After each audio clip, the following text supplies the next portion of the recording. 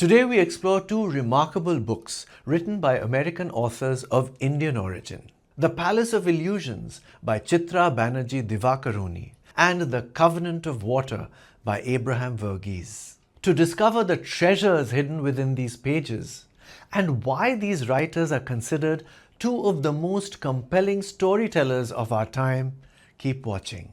But first, do subscribe to The English Nut on YouTube, Facebook and Instagram. Thank you.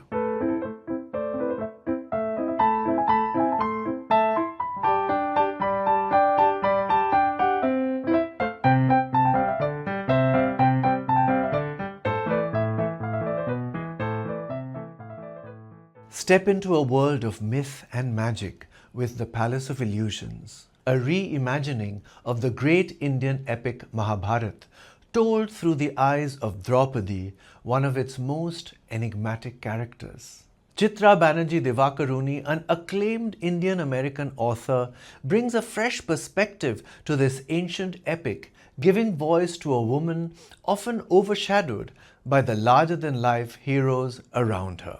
Divakaruni's work often explores themes of women's empowerment and cultural identity. Her books, including Sister of My Heart and The Mistress of Spices, have earned international recognition for their lyrical storytelling and emotional depth. Draupadi is a woman born of fire, destined for greatness, yet burdened by the whims of fate.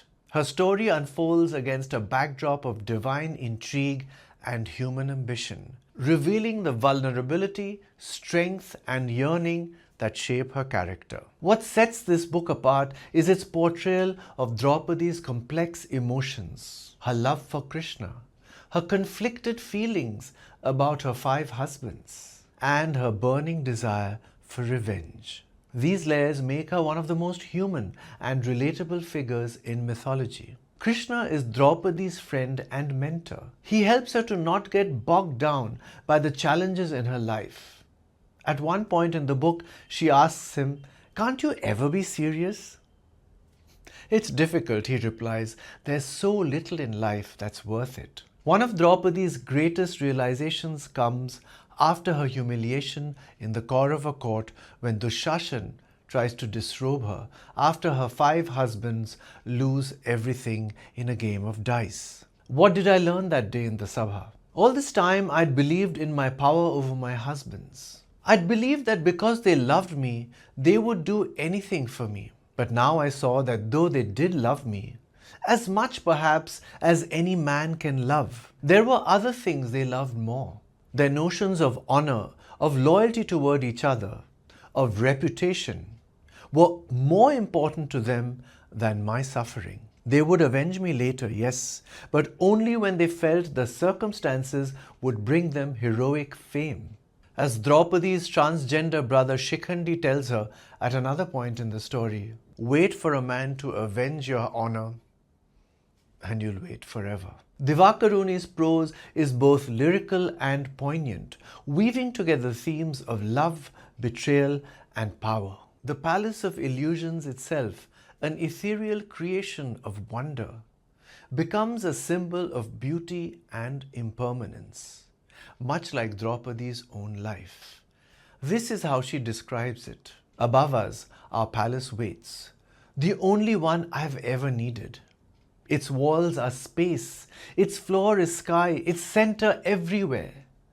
We rise, the shapes cluster around us in welcome, dissolving and forming again like fireflies in a summer evening. Through this retelling of the Mahabharata, the thousands of years old epic transforms from a tale of war into an intimate portrait of longing and resilience. If you're drawn to epics but crave a personal character-driven perspective, The Palace of Illusions is a must-read.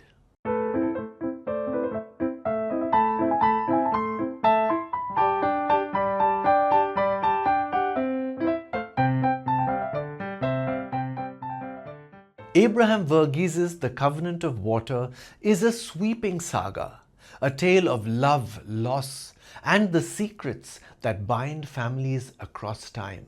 It is an ode to connections forged by humanity and the redemption offered counterintuitively by human frailty. It tells the story of 3 generations of one family set in the 20th century in the village of Parambil, Travancore, in what is now Kerala. At the heart of the story is a dogged pursuit of a medical mystery, a strange condition that passes for a curse, causing death by drowning in successive generations of the Parambil family. Against this tragic backdrop, Verghese introduces us to unforgettable characters, including Big Ammachi, the matriarch whose strength anchors the narrative. Verghese, a doctor and best-selling author, is renowned for blending medical insights with deeply human stories, as seen in his earlier work, Cutting for Stone. In The Covenant of Water, his writing is as vivid as the setting, immersing readers in the sights, sounds and traditions of Kerala. He masterfully combines emotional depth with historical richness, crafting a narrative that is as immersive as it is thought-provoking. He says in the book, "The voyage of discovery is not about new lands, but having new eyes."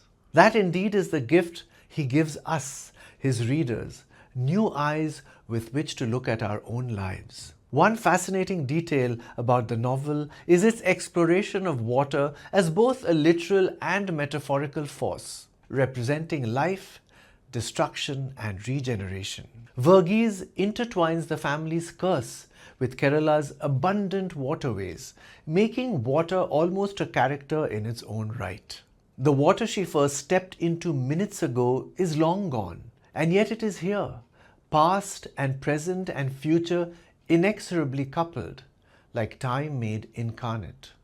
This is the covenant of water, that they're all linked inescapably by their acts of commission and omission, and no one stands alone.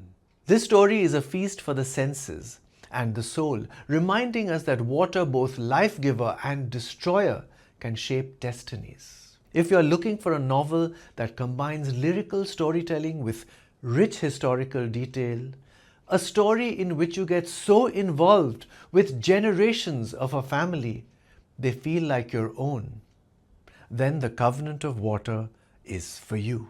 Each of these books opens a window into a different world, whether it's mythological India or 20th century Kerala. They remind us of the power of stories to captivate, challenge, and remind us that we are all part of the great human family. To quote Abraham Verghese again, fiction is the great lie that tells the truth about how the world lives. I'm eager to hear your thoughts on these books, so do let me know in the comments what you think of them. Also, share the titles of other books that have left a mark on you. I'm the English Nut. Bye for now.